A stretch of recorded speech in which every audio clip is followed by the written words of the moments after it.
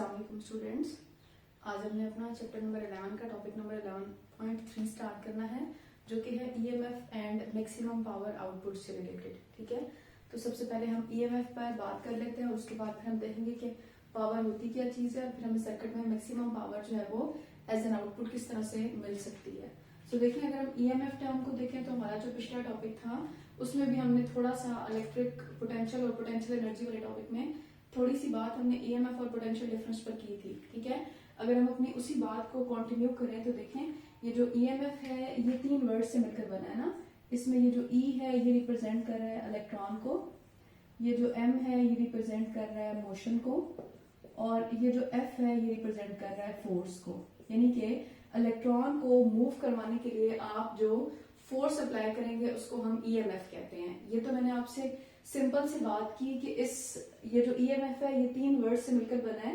इन तीनों वर्ड्स को अगर आप देखें तो आपको पता चलता है कि ईएमएफ जो है वो एक कोई भी ऐसी एजेंसी है, कोई भी ऐसी फोर्स है जिसका इस्तेमाल करके हम इलेक्ट्रॉन को मूव करवा रहे होते हैं। ठीक है, अब देखिए यहाँ से अगर किसी के ज़हन में क्वेश्चन आए कि ईएमएफ एक टाइप ऑफ फोर्स है, तो ऐसा नहीं है। ये इसके नाम में ईएमएफ में मतलब एफ स्टैंड फॉर फोर्स, लेकिन ये बिल्कुल फोर्स की तरह का बिहेवियर शो नहीं करती है, ये पोटेंशियल डिफरेंस की तरह की एक टर्म है। ठीक है, तो अगर हम इस ईएमएफ को डिफाइन करें तो मैंने आपसे पहले कहा था कि ये एक तरह का पोटेंशियल डिफरेंस ही होता है। और पोटेंशियल डिफरेंस भी क्या है? Work done per unit charge. हमने पोटेंशियल डिफरेंस या इलेक्ट्रिक पोटेंशियल को यूं डिफाइन किया था ना, वी से रिप्रेजेंट करते हैं work done per unit charge. ये हमने इलेक्ट्रिक पोटेंशियल का फॉर्मूला पढ़ा था। इसी तरह से स्टूडेंट्स, अगर हम ईएमएफ की बात करें तो हम कहते हैं ईएमएफ भी work done per unit charge ही है, लेकिन कहां पर? Inside the cell, inside the battery. यानी कि अगर आपने किसी भी बैटरी या सेल के अंदर work done per unit charge करवाना है ना, तो उस work done per unit charge को हम ईएमएफ का नाम देते हैं। ठीक है, मैंने ये बात आपको प्रीवियस लेक्चर में एक्सप्लेन भी की थी स्टूडेंट्स की। फॉर एग्जांपल, ये हमारे पास बैटरी का पॉजिटिव और नेगेटिव टर्मिनल है। ठीक है, ये हमारे पास एक बैटरी है और आपने बैटरी के साथ यहाँ पर जो है वो कोई भी एक रेजिस्टर अटैच किया है, कोई भी एक अप्लायंस अटैच किया हुआ है। ठीक है, अब ईएमएफ का बेसिक कॉन्सेप्ट है क्या? तो देखिए, फॉर एग्जांपल आप इस सर्किट में पॉजिटिव चार्ज की बात कर रहे हैं, तो पॉजिटिव चार्ज जो है वो स्टूडेंट्स पॉजिटिव टर्मिनल से मूव करना स्टार्ट करेंगे और मूव करते करते ये नेगेटिव टर्मिनल पर आ जाएगा। ये पॉजिटिव चार्ज जो है ये नेगेटिव टर्मिनल पर आ जाएगा। ठीक है, अब असूलन तो ये है कि जो पॉजिटिव टर्मिनल है उसके ऊपर सारा का सारा पॉजिटिव चार्ज स्टोर होता है, जो नेगेटिव टर्मिनल है उसके ऊपर सारा का सारा नेगेटिव चार्ज स्टोर होता है। अब नेगेटिव टर्मिनल के ऊपर अगर कोई अदर नेचर का चार्ज यानी कि पॉजिटिव चार्ज आ जाता है, तो आपको इस पॉजिटिव चार्ज को अपने ही टर्मिनल पर वापस भेजने के लिए, या इन अदर वर्ड्स आप यूं भी कह सकते हैं कि दो सेम नेचर की चार्जेस के दरमियान में फोर्स ऑफ रिपल्जन होती है।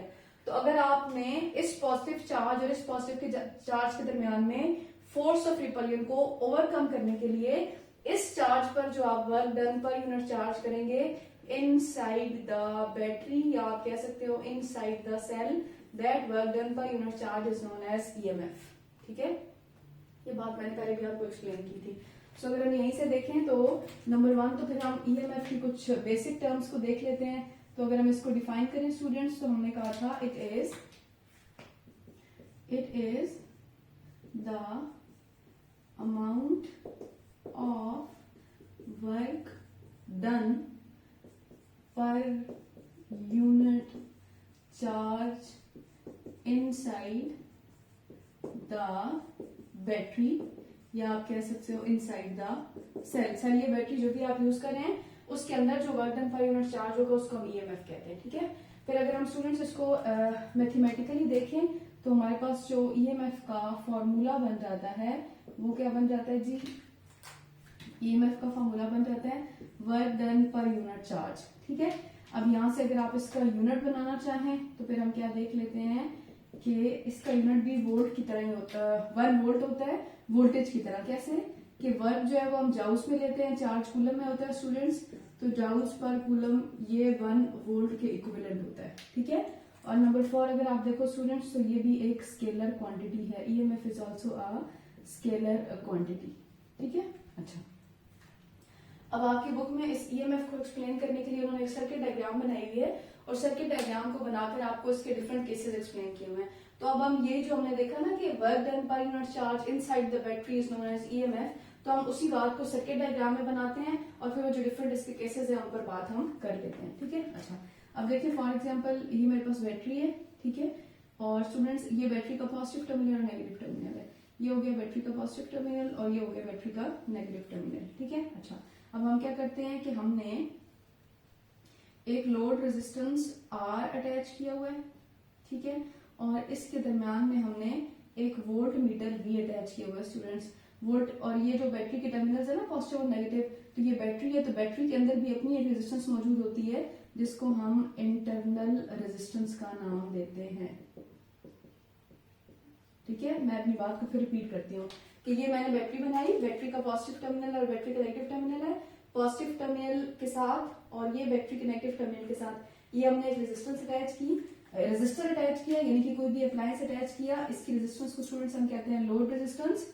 बैटरी के अंदर जो अपनी रेजिस्टेंस मौजूद है उसको हम कहते हैं इंटरनल रेजिस्टेंस। बैटरी के अंदर रेजिस्टेंस क्या है कि हम सबको पता है कि हमारे घरों में कॉमनली हम जो बैटरी यूज करते हैं उसके अंदर इलेक्ट्रोलाइटिक सोल्यूशन होता है, और उस बैटरी के अंदर जब चार्ज पार्टिकल मूव करते हैं ना, तो मूव करते हुए उस सोल्यूशन के पार्टिकल को एक दूसरे के साथ कोलाइड करते हुए एक रेजिस्टेंस फेस करनी पड़ती है, ऑपोजिशन फेस करनी पड़ती है। तो वो जो बैटरी के इनसाइड वाली रेजिस्टेंस होती है स्टूडेंट्स, उसको हम इंटरनल रेजिस्टेंस कहते हैं। और जो बाहर आपने लोड अटैच किया, जो भी आपने इलेक्ट्रिकल सर्किट के अंदर आपने अपना इलेक्ट्रिकल कंपोनेंट अटैच किया है, उसकी रेजिस्टेंस को हम R कह देते हैं। और यहाँ पर हमने जो है वो V एक वोल्ट मीटर लगा दिया है जिसका काम आपके सर्किट में मौजूद वोल्टेज को मेजर करना है, ठीक है। अच्छा, अब इससे पहले कि हम आगे केसेस पर चलें, पहले तो हम ये देख लेते हैं कि रेजिस्टेंस क्या होती क्या चीज है, फिर हम आगे जो है वो सर्किट के मुख्तलिफ पार्ट्स पर बात करते हैं, मुख्तलिफ केसेस पर बात करते हैं।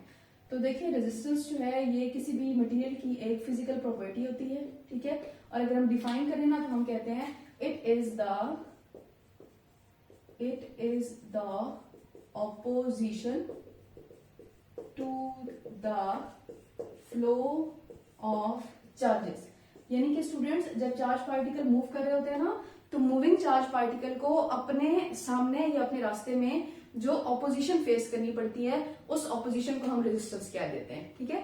मैं जरा अपनी बात को थोड़ा सा और सिंपल करूं तो मैं यूं कहूंगी कि हमने पढ़ा होता है ना कि जी हर ऑब्जेक्ट के अंदर इनर्शिया की प्रॉपर्टी मौजूद होती है, और वो इनर्शिया की प्रॉपर्टी क्या करती है कि अगर कोई ऑब्जेक्ट अपनी मूवमेंट की स्टेट में है तो वो अपनी मूवमेंट की स्टेट में रहती है जब तक के उसके अंदर इनर्शिया की प्रॉपर्टी मौजूद है। इनर्शिया की प्रॉपर्टी की वजह से वो अपनी स्टेट को कंटिन्यू करने की कोशिश करती है, ठीक है।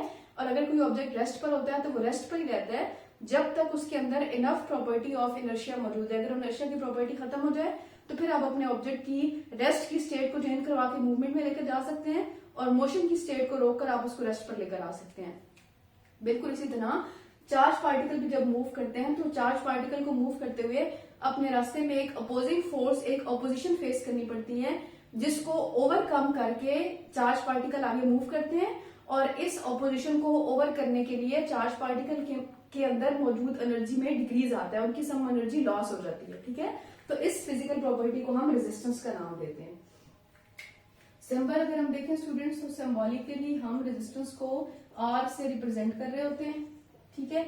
और रेजिस्टेंस हमें मिलती कैसे है कि हम रेजिस्टेंस को कैलकुलेट करने के लिए ओम्स लॉ की हेल्प ले रहे होते हैं, फॉर्मूला ओम्स लॉ का यूज करते हैं। ओम्स लॉ क्या होता है कि अगर आप किसी भी कंडक्टर पर वोल्टेज अप्लाई करते हैं तो voltage is directly proportional to applied current keeping the temperature and physical state of the conductor constant. ये आपने ओम्स लॉ पढ़ा हुआ होता है ना, मैट्रिक में भी पढ़ा हुआ होगा। तो जब भी इक्वेशन के अंदर स्टूडेंट्स डायरेक्ट प्रोपोर्शनलिटी आ रही होती है तो हम उसको इक्वालिटी में चेंज करके एक कांस्टेंट ऑफ प्रोपोर्शनलिटी लगाते हैं। हर इक्वेशन का अपना अपना होता है। यहाँ पर जो हम कांस्टेंट ऑफ प्रोपोर्शनलिटी लगा रहे हैं दैट इज रेजिस्टेंस R, और अगर आपको यहाँ से R की वैल्यू चाहिए तो फिर वो बन जाती है V डिवाइडिंग बाय I, ठीक है। ये हमारे पास रेजिस्टेंस का फॉर्मूला बन गया है।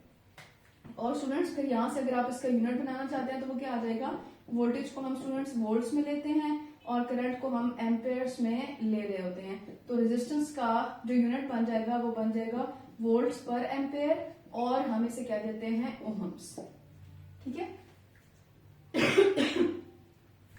अच्छा, अब आप देखिए कि हमने चूंकि रेजिस्टेंस पर बात की हुई है तो हमारा ये जो सर्किट है, इस सर्किट में अगर हम देखें तो हम दो रेजिस्टेंसेस का इस्तेमाल कर रहे हैं ना। कौन कौन सी दो रेजिस्टेंसेस का इस्तेमाल, एक हमारे पास इंटरनल रेजिस्टेंस है which is represented by small r, एक हमारे पास एक्सटर्नल रेजिस्टेंस है which is represented by capital R, ठीक है। तो हम यूं कह सकते हैं ना कि ये जो दोनों रेजिस्टेंसेस हैं ये आपस में सीरीज कॉम्बिनेशन में मौजूद हैं, और स्टूडेंट्स जब रेजिस्टेंसेज आपस में सीरीज कॉम्बिनेशन में मौजूद होती हैं तो उनका जो इक्विवेलेंट रेजिस्टर होता है वो इस तरह से आ जाता है। तो हम लिख लेते हैं from circuit diagram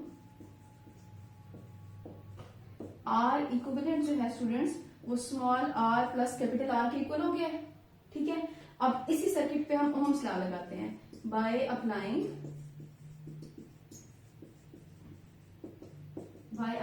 ohms law. Ohm's law होता है V is equal to I R. यहाँ पे दो रेजिस्टेंसेस का इस्तेमाल हो रहा है तो मैं आर इक्विवेलेंट लिख लूंगी।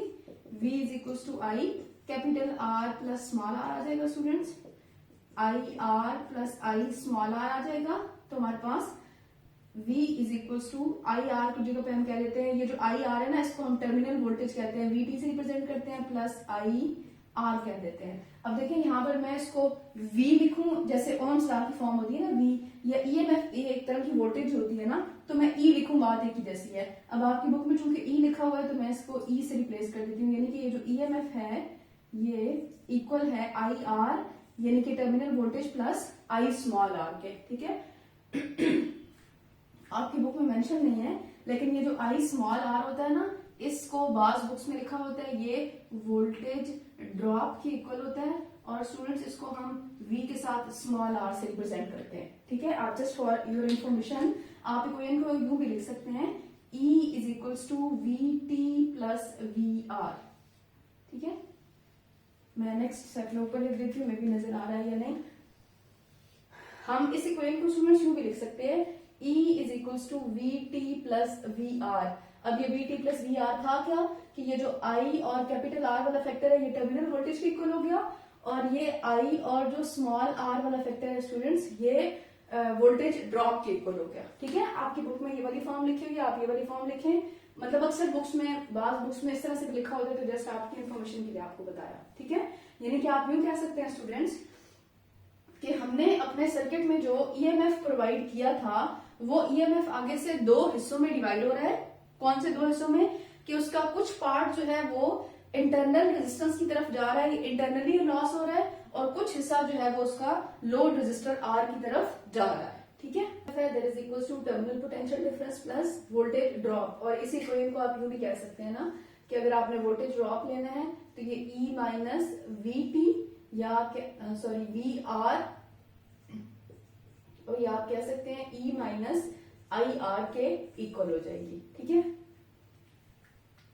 अब देखिए हमने अपने सर्किट में डिवाइस इस्तेमाल की थी बैटरी ना, तो अब आपको वो बैटरी के बारे में दो इंपॉर्टेंट फीचर्स या दो इंपॉर्टेंट बातें आपको बैटरी की बता रहा है। नंबर वन क्या है कि अगर हम आइडियल कंडीशंस में बात करते हैं ना तो आइडियली होता क्या है या बहुत अच्छी वर्किंग वाली बैटरी क्या कौन सी होती है जिसकी अपनी इंटरनल रेजिस्टेंस जीरो होती है। अगर स्टूडेंट्स इंटरनल रेजिस्टेंस जीरो है इस मीन के सर्किट में से करंट फ्लो नहीं कर रहा। ठीक है, तो फिर हमारी जो इक्वेशन है वो किस तरह से बन जाती है कि इक्वेशन बन जाती है EMF is equals to VT plus IR। तो VT plus internal resistance zero है तो R की जगह पे जीरो आ जाएगा, तो हमारे पास जो EMF है that is equals to terminal potential difference. आप यूं कह सकते हैं here EMF is equal to terminal potential difference. ठीक हो गया, और ये हमारे पास आइडियल कंडीशंस थी, और इसी को अगर हम केसेस में या EMF के केसेस में लिखना चाहें तो मैं यूं कहूंगी कि स्टूडेंट्स ये मेरे पास केस नंबर 1 था, और केस नंबर 1 क्या है व्हेन सर्किट इज ओपन।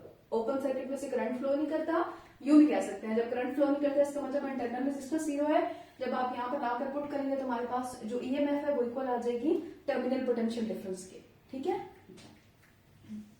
अब क्या हो जाएगा, अब हम केस नंबर 2 पर बात करते हैं, और केस नंबर 2 की हेडिंग क्या बन जाएगी व्हेन सर्किट इज क्लोज।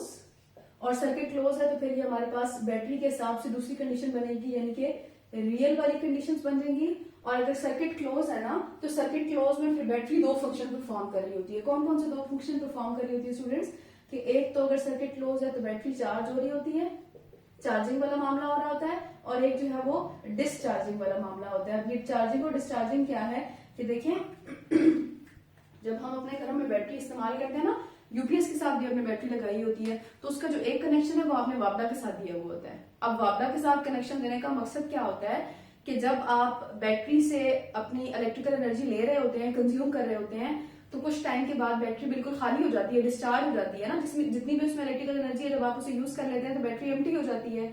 इस केस में जब बैटरी एम्प्टी हो जाती है तो वापडा के साथ लगाया हुआ जो स्विच है वहां से वो दोबारा से अपने आप को चार्ज करती है, यानी कि एनर्जी स्टोर करती है, और फिर जब आपको जरूरत पड़ती है तो आप उस एनर्जी को यूटिलाइज कर सकते हैं। ठीक है, तो हमारे पास जब सर्किट क्लोज है तो ये रियल कंडीशंस होती हैं, और सर्किट क्लोज होने के केस में हमारे पास दो बातें हो सकती हैं या होती हैं। कौन सी?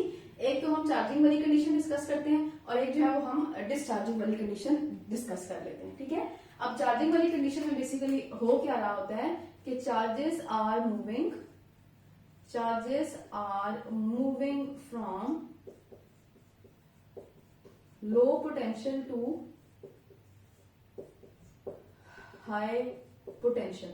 ठीक है, यूजुअली जो हम करंट ले रहे होते हैं ना सर्किट में, वो हमने पॉजिटिव करंट लिया हुआ होता है, लेकिन इस केस में जब चार्जेस लोअर पोटेंशियल से हाई पोटेंशियल पर मूव कर रहे होते हैं तो फिर हमारी इक्वेशन बन जाती है VTE, या EMF की फॉर्म में लिखें तो हमारे पास हो जाता है E is equals to VT plus जो करंट है वो हमारे पास नेगेटिव IR हो जाता है, तो E जो है वो VT माइनस IR के इक्वल हो जाता है। यानी कि आप यहाँ कह सकते हैं कि इस केस में जो टर्मिनल पोटेंशियल डिफरेंस है, हम यूं लिख सकते हैं terminal potential difference is greater than EMF।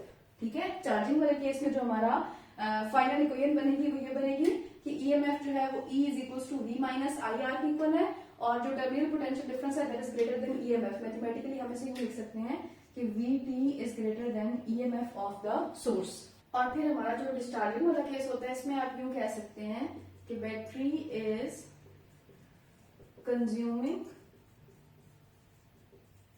It's stored energy, और फिर जो मैथमेटिकल फॉर्म है वो हमारे पास बन जाती है E is equals to VT plus IR, और यहां पर आप इसको यूं लिख सकते हैं कि here EMF is greater than terminal potential difference, और मैथमेटिकली हमारी इक्वेशन बन जाएगी EMF is greater than terminal potential difference। ठीक है, तो अब आप यहां से समराइज करेंगे जब इसको, तो हम यूं कह सकते हैं कि अभी जो हमने डिस्कस किया वो हमने इस कंडीशन में, यानी कि आपने अपने सर्किट को तीन केसेस की फॉर्म में डिस्कस किया। वो केसेस कौन से थे कि केस नंबर 1 ये था कि जब आपका सर्किट ओपन है, और सर्किट ओपन जो है ये आपको आइडियल बैटरी का सिनेरियो एक्सप्लेन कर रहा होता है। ओपन सर्किट है, इसका मतलब है उसमें से करंट फ्लो नहीं कर रहा। जब करंट फ्लो नहीं कर रहा है इसका मतलब है उसकी इंटरनल रेजिस्टेंस 0 हो जाएगी। जब आप इक्वेशन में पुट करते हैं तो आपको देखने को मिलता है कि इस कंडीशन में जब आप आइडियल बात कर रहे होते हैं तो आइडियली EMF जो है वो टर्मिनल पोटेंशियल डिफरेंस के इक्वल आ जाती है। ठीक है, फिर केस नंबर 2 और केस नंबर 3 यूं बनेगा कि when the battery is being charged और when the battery is being discharge. ठीक है, और ये हमारा रियल सिनेरियो को एक्सप्लेन कर रहा होता है। ठीक है, अब चार्जिंग क्या होती है कि जब चार्ज लोअर पोटेंशियल से हायर पोटेंशियल की तरफ मूव करते हैं, तो वैसे तो हमने जितने भी इलेक्ट्रॉनिक सर्किट्स देखे हैं उसमें चार्ज पॉजिटिव से नेगेटिव की तरफ मूव कर रहा होता है, लेकिन यहाँ पर अगेंस्ट द पोटेंशियल मूवमेंट है, यानी कि नेगेटिव से पॉजिटिव की तरफ मूव कर रहा है। तो इसलिए मैंने करंट के साथ जब चार्ज पार्टिकल मूव करते हैं तो करंट बनता है ना। अब नेगेटिव से पॉजिटिव की तरफ मूवमेंट हो रही है तो स्टूडेंट्स मैंने करंट के साथ नेगेटिव I लगाया, इक्वेशन ये बन गई है, और ये इक्वेशन हमें ये रिप्रेजेंट कर रही है कि टर्मिनल पोटेंशियल डिफरेंस ग्रेटर है EMF ऑफ द सोर्स से, यानी कि EMF ऑफ द बैटरी से। और डिस्चार्जिंग होता क्या है कि डिस्चार्जिंग में बैटरी अपनी स्टोर्ड एनर्जी को यूटिलाइज कर रही होती है।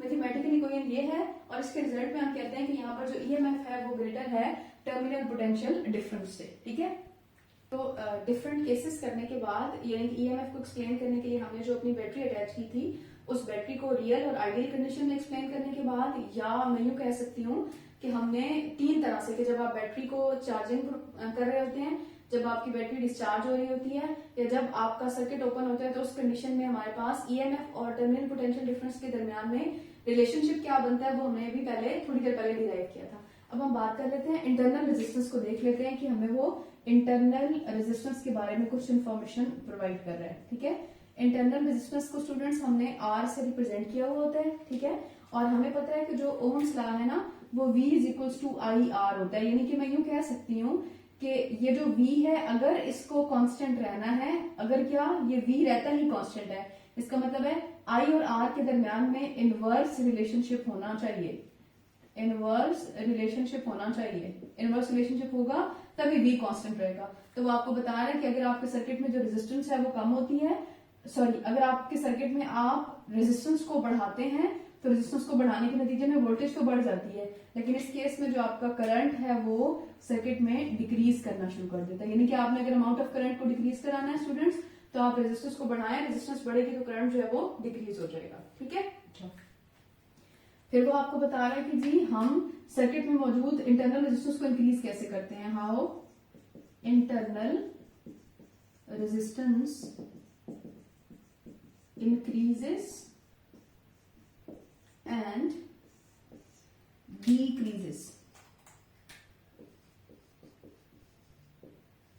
तो हमारी बुक में उसको एक्सप्लेनेशन में आपने लिखा हुआ है कि अगर आपने अपने सर्किट में मौजूद इंटरनल रेजिस्टेंस को इंक्रीज कराना है ना, तो इंटरनल रेजिस्टेंस को इंक्रीज कराने के लिए आपकी बैटरी के अंदर जो इलेक्ट्रोलाइटिक सोल्यूशन है ना, उस इलेक्ट्रोलाइटिक सोल्यूशन की क्वांटिटी को ज्यादा कर दें। यानी कि थिकनेस ऑफ द बैटरी जो है उसको आप अगर ज्यादा कर दें तो हमारी जो इंटरनल रेजिस्टेंस है वो इंक्रीज हो जाएगी। ठीक है, और अगर आपने इंटरनल रेजिस्टेंस को डिक्रीज कराना है तो फिर वो आपकी बुक में लिख रहा है कि जो बैटरी के अंदर केमिकल रिएक्शन होता है उस केमिकल रिएक्शन को स्पीड अप कर दें। अगर केमिकल रिएक्शन ज्यादा तेजी से होगा तो फिर जो इंटरनल रेजिस्टेंस है बैटरी की वो ऑटोमेटिकली कम होना शुरू हो जाएगी। तो ये बातें कुछ इंपॉर्टेंट एमसीक्यूज वगैरह में आपसे पूछी जा सकती हैं। बुक से मैं आपको बता दूंगी बुक में कहाँ लिखा हुआ है, इसको आप अपने माइंड में रख लेंगे। ठीक है, नेक्स्ट जो हमारा टॉपिक था, अभी तक जो हमने पोर्शन कवर किया वो हमने ईएमएफ वाला पोर्शन कवर किया। नेक्स्ट जो हमारे टॉपिक का पार्ट है that is maximum power output.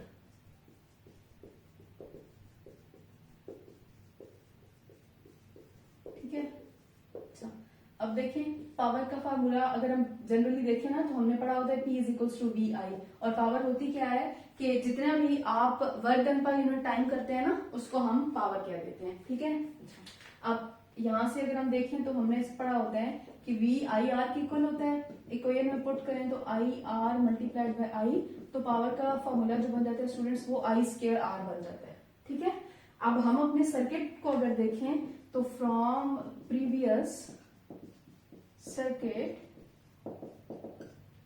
हमारे पास क्या था, E is equals to I R plus R. ठीक है, यानी कि इक्वेशन क्या बन गई थी, अगर आपको यहां से I की वैल्यू लेनी हो तो वो क्या बन जाएगी, E dividing by R plus R. इस वैल्यू को उठाकर इस इक्वेशन में हम पुट कर देते हैं तो हमारे पास आ जाएगा put in equation number 1। Equation number 1 को देखिएगा तो हमारे पास बन जाएगी E dividing by R plus R का स्क्वायर मल्टीप्लाई किसके साथ करना है, हमने आर के साथ करना है। तो पावर का फॉर्मूला बन जाएगा P square are dividing by R plus R का होल स्क्वायर। अब ये जो आर प्लस आर वाली टर्म है ना, इसके ऊपर हम अपना फेमस फॉर्मूला लगा देते हैं a plus b whole square का, जो कि होता है students a square plus b square plus 2a b के इक्वल।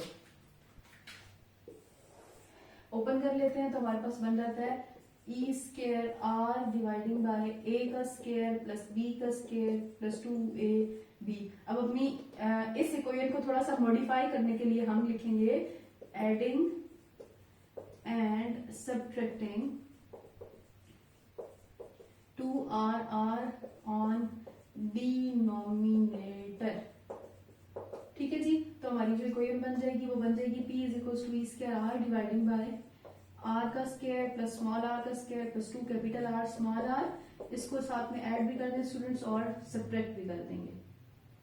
ठीक है, अब हमने क्या करना है कि इसमें अगर इन दो टर्म्स को और इस फैक्टर को यूटिलाइज करें तो हम अपना formula a minus b whole square का फार्मूला यहाँ पर अप्लाई कर सकते हैं। तो होता है a square plus b square minus 2ab। तो हम अपने फार्मूले को क्लोज कर देंगे, इक्वेशन बन जाएगी r माइनस आर का whole square plus 4 capital R small R. ये इक्वेशन हमें मैक्सिमम पावर आउटपुट को कैलकुलेट करने में हेल्प कर रही होती है। ठीक है, और सर्किट में से मैक्सिमम पावर मिलने की सिर्फ और सिर्फ ओनली एक ही कंडीशन होती है। ठीक है, और वो कंडीशन क्या होती है कि maximum power is achieved only if capital R is equals to small r, यानी कि ये जो दोनों आपने सर्किट में रेजिस्टेंसेस लगाई होती है ना, लोड रेजिस्टेंस और इंटरनल रेजिस्टेंस, तो ये दोनों रेजिस्टेंसेस की जो वैल्यूज हैं ये कम होना शुरू हो जाए, यानी कि आप जो लोड रेजिस्टेंस है इसको कम करते करते इतना कम कर दें कि ये इंटरनल रेजिस्टेंस के इक्वल आ जाए, तो फिर आपके सर्किट में आपको मैक्सिमम पावर मिलती है। ठीक है, तो जो पावर मैक्सिमम मिलेगी स्टूडेंट्स वो क्या मिलेगी, वो मिलेगी e square are dividing by 4 r, r होता है इसके साथ कैंसिल करते हैं तो हमारे पास बन जाएगा e square dividing by 4 small r, और ये दोनों आपस में इक्वल है तो आप यूं भी कह सकते हैं ना e square dividing by 4 capital R.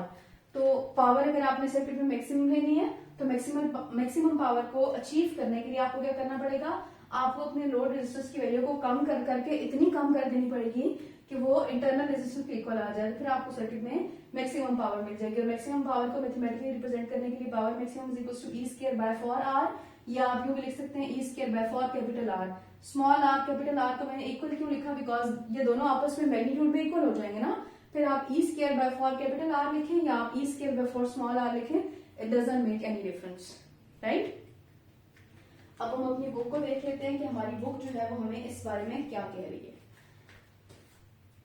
तो स्टूडेंट्स आपकी बुक का पेज नंबर है 199, जहां पर उसने इलेक्ट्रोमोटिव फोर्स के बारे में आपको बताया हुआ है। ठीक है, अब इलेक्ट्रोमोटिव फोर्स का जो पहला वाला पैराग्राफ है ना, उसमें तो उसने आपको जस्ट सिंपल इलेक्ट्रोमोटिव फोर्स को एक्सप्लेन करके बताया है।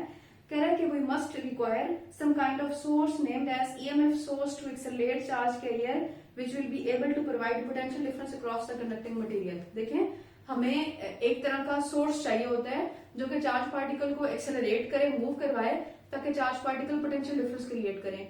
और पोटेंशियल डिफरेंस क्रिएट करने के लिए जो चार्ज पार्टिकल को एक्सेलरेट करवाने का सोर्स होता है वो क्या चीज होती है, वो होती है या तो बैटरी या तो सेल। तो वो जो बैटरी या सेल में चार्ज पार्टिकल पर वर्धन किया जाता है स्टूडेंट्स, उसको हम कहते हैं ईएमएफ।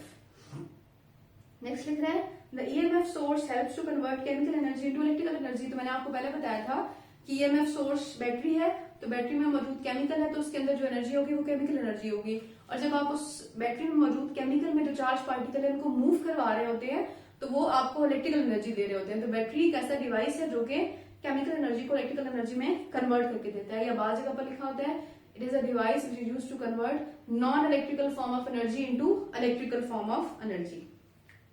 फिर कह रहे हैं the term force is not representing the mechanical concept of force, it helps to do work per unit charge। अब वो ईएमएफ में वो कह रहे हैं कि ये जो फोर्स है ये फोर्स के मैकेनिकल कॉन्सेप्ट को रिप्रेजेंट नहीं करी, ये पोटेंशियल डिफरेंस की तरह की एक टर्म है, लेकिन बस इसकी जो फुल फॉर्म है उसमें electromotive force, EMF stands for electromotive force, हम ये डिस्कस कर रहे होते हैं। ठीक है, फिर वो आपको बता रहा है कि the potential difference of a cell can be expressed by the equation V is equals to E minus IR। By the equation V is equals to E minus IR कैसे हुआ, इधर देखिए स्टूडेंट्स कि जो ईएमएफ होती है वो किस चीज के इक्वल होती है, वो V प्लस IR के इक्वल होती है, टर्मिनल वोल्टेज प्लस IR के इक्वल होती है। ऐसा ही है, अगर आपने VP की वैल्यू लेनी है तो वो E माइनस IR हो जाएगी ना।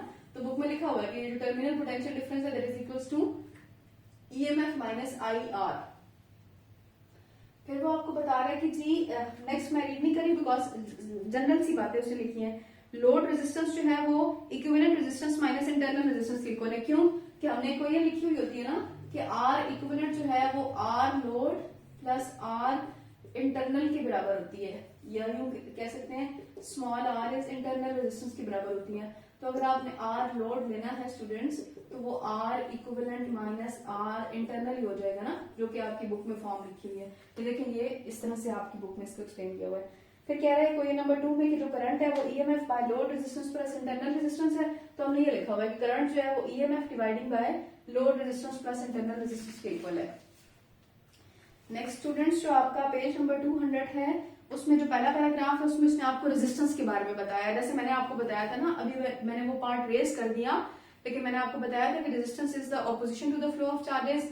रेजिस्टेंस को हम ओम्स लॉ से ले सकते हैं, कैलकुलेट कर सकते हैं, इसका फार्मूला बना सकते हैं, और उसका यूनिट जो है वो ओम्स होता है। रेजिस्टेंस का ऐसा यूनिट ओम्स होता है। ठीक है, फिर नेक्स्ट जो पैराग्राफ है the conceptual difference between EMF and terminal potential difference can be analysed as.